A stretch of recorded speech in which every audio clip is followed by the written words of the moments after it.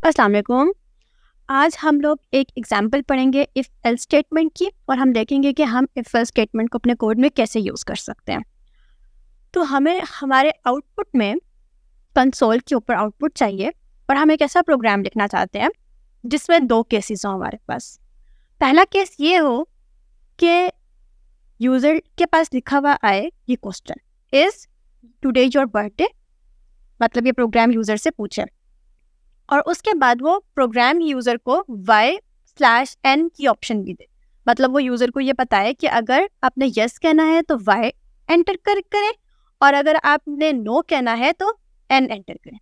और अगर user y enter करे तो लिखा हुआ है happy birthday to you.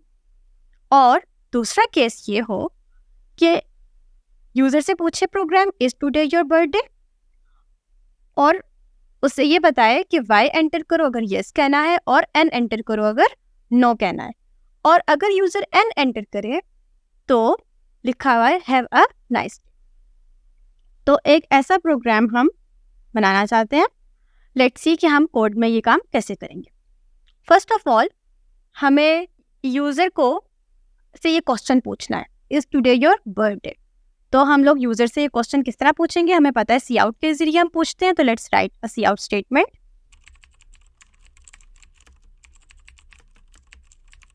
Alright, तो हम यूज़र से इस स्टेटमेंट के अंदर पूछ रहे हैं कि इज़ टुडे योर बर्थडे। अब इसके बाद हम लोगों ने यूज़र को y और n को ऑप्शन भी देना है। तो हम ये भी लिखना चाहते हैं नेक्स्ट लाइन में कि y for yes and n for no. तो ये भी हम सी आउट में लिख देते हैं। ऑलराइट, तो अब हम लोगों ने अगली लाइन में y/n से यूज़र को ये बता दिया है कि y you have to enter for yes and n for no. अब हम यूज़र से y या n में से जो भी वो एंटर करेगा वो हम किसी वेरिएबल में स्टोर करके ही यूज़ कर सकते हैं, क्योंकि हमने उस y या n की बेसिस पर इस y या इस n की बेसिस पे हमने डिसीजन करना है और ये डिसीजन करने के लिए हमें उसके आंसर को कहीं स्टोर करना है। और स्टोरिंग प्लेसेस हमारे पास प्रोग्रामिंग लैंग्वेज में वेरिएबल्स होते हैं और हमें किस टाइप का वेरिएबल चाहिए, किस टाइप के स्टोरेज स्पेस चाहिए, y या n को स्टोर करने के लिए। और y और n क्या है, कैरेक्टर्स हैं। तो इसलिए हमें y या n को स्टोर करने के लिए एक कैरेक्टर की टाइप की स्टोरेज स्पेस चाहिए होगी जिसका हम कोई नाम रखेंगे।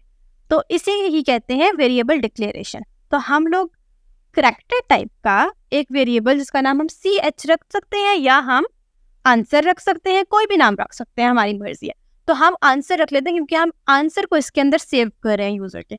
तो हम इस कैरेक्टर का नाम आंसर रख लेते हैं और ये हमने वो कैरेक्टर डिक्लेयर कर दिया।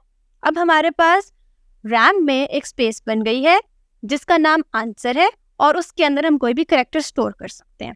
और हम यहाँ पे कौन सा कैरेक्टर स्टोर कराना चाहते हैं, वो कैरेक्टर जो यूज़र एंटर करेगा। और इस कैरेक्टर को स्टोर कराने के लिए हम सी इन स्टेटमेंट यूज़ करेंगे। तो let's write the cin statement. Alright, तो इस स्टेटमेंट पे हम कह रहे हैं कि अब यूज़र y या n में से जो भी एंटर करे उससे ans नाम की वेरिएबल, आंसर नाम की वेरिएबल में स्टोर कर लो। अब हमने इस आंसर में जो भी स्टोर किया होगा उसकी बेसिस पर ये फैसला करना है, ये डिसीजन करना है कि हमने happy birthday to you print करना है, सी आउट करना है, या फिर have a nice day cout करना है। और ये काम हम किसके जरिए करेंगे, अपने इफ एल्स स्टेटमेंट के जरिए करेंगे। तो अब पहले हम ये लिखेंगे कि let's see what the user has entered. So alright, यहाँ पर हम लोगों ने कहा है कि इफ स्टेटमेंट के अंदर अगर जो हमारे पास आंसर जो वेरिएबल है इसमें कैपिटल Y स्टोर हुआ हो या स्मॉल y स्टोर हुआ हो तो क्या करना है। अब हम लोगों ने यूजर को स्पेसिफाई नहीं किया कि उसने यस या नो कहने के लिए कैपिटल Y एंटर करना है या स्मॉल y एंटर करना है। तो ये हो सकता है कि यूजर स्मॉल y एंटर कर दे। तो इस चीज को कैटर करने के लिए हमने यहाँ पर एक और स्टेटमेंट लगा दिया है कि हम दोनों चीजें एक्सेप्ट कर लेंगे, कैपिटल Y भी और स्मॉल y भी। तो कैपिटल Y एंटर कर दो तब भी ये इफ स्टेटमेंट चल जाएगी और स्मॉल y एंटर कर दो तब भी ये इफ स्टेटमेंट चल जाएगी, क्योंकि या ये ट्रू हो या ये ट्रू हो तो ये इफ स्टेटमेंट ट्रू हो जाएगी। बिकॉज हमने पढ़ा था कि जो लॉजिकल और है उसको ट्रू रिटर्न करने के लिए दोनों रिलेशनल एक्सप्रेशन में से किसी एक का ट्रू होना जरूरी होता है। अगर दोनों ही फॉल्स होंगी तो इसका मतलब है कि ये पूरे की पूरी एक्सप्रेशन ट्रू नहीं रही, फॉल्स हो गई। और ये इसके बाद वाला कोड नहीं चलेगा। तो यहाँ पे हम ये बात कैटर कर रहे हैं कि यूजर कैपिटल वाई में एंटर कर दे या स्मॉल वाई एंटर कर दे तो ट्रू हो जाएगा। और हम क्या सी आउट करना चाहते हैं, हम कहना चाहते हैं उसको हैप्पी बर्थडे टू यू। तो यहाँ पर हम अपनी वो स्टेटमेंट लिखेंगे जो हम अगर उसकी बर्थडे हो तब लिखना चाहते हैं। ऑलराइट, तो अब अगर यूज़र ने वाई एंटर किया तो हम लोग यूज़र को कहेंगे हैप्पी बर्थडे टू यू। ये हमारा पहला केस सेटिस्फाई हो गया। सेकेंड केस हमारा ये था कि अगर वो एन एंटर करे, मतलब वो वाई एंटर ना करे, तो उसको प्रिंट करो हैव अ नाइस डे।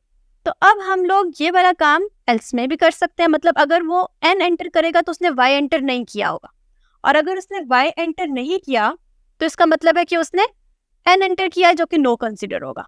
तो इस बात को हम लोग डायरेक्टली एल्स में लिख देते हैं कि अगर उसने वाई एंटर नहीं किया तो उसने जो भी एंटर किया है उसको कह दो have a nice day. Alright, तो अगर वो वाई एंटर नहीं करेगा और उसकी बर्थडे नहीं होगी तो इसका मतलब है कि उसकी बर्थडे नहीं है और हम उसको हैव अ नाइस डे कह रहे हैं।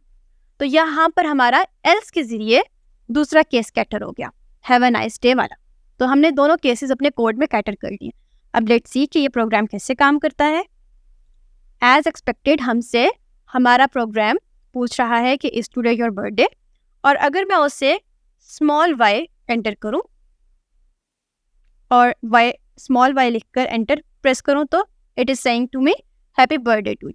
अगर मैं कैपिटल वाई एंटर करूं तब भी it is saying happy birthday to me, because हमने ये वाली बात वहाँ पे कैटर की थी कि स्मॉल वाई और कैपिटल वाई दोनों के टाइम पर हैप्पी बर्थडे कहना है। इससे हमें ये पता लगता है कि कैरेक्टर्स में स्मॉल और कैपिटल को प्रोग्रामिंग लैंग्वेज जो कि हम अभी पढ़ रहे हैं, जो कि C++ है, वो डिफ्रेंशिएट करती है, और बाकी सारी प्रोग्रामिंग लैंग्वेजेस भी करती हैं कि कैपिटल कैरेक्टर और स्मॉल कैरेक्टर दोनों उनके लिए डिफरेंट है। तो वो कैपिटल वाई को स्मॉल वाई से डिफरेंटली डील करेगी। और एक और बात, हमारे कोड में जो कैरेक्टर है उसको हमने इस तरह के कोटेशन मार्क्स के अंदर लिखा है, जो सिंगल कोटेशन मार्क्स होते हैं उनके अंदर लिखा है। तो ये भी एक सिंटेक्स है C++ का कि हम कैरेक्टर्स को हमेशा सिंगल कोट्स के अंदर लिखेंगे। ऑलराइट, तो अगर अब हम लोग इसके अंदर इसको नो करें कि today is not my birthday, तो ये प्रिंट करेगी हैव अ नाइस डे।